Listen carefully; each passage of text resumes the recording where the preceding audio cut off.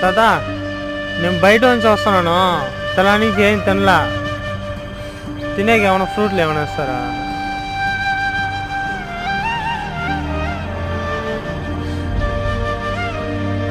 చేతిలో డబ్బు లేదు తాత, ఇద్దామంటే.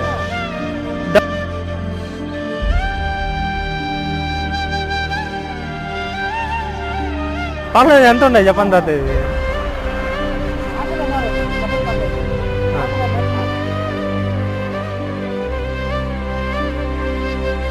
యాక్చువల్గా నేను యూట్యూబ్లో వీడియోలు చేస్తూ ఉంటాను తాత. నేను ఇది మీ మంచి మనసుకి పెట్టుకోండి, ఇది పెట్టుకోండి. ఇది అంటే నేను ఎవరైనా తెలియకపోయినా కూడా ఇటు ఇచ్చి హెల్ప్ చేయన్నారు కదా.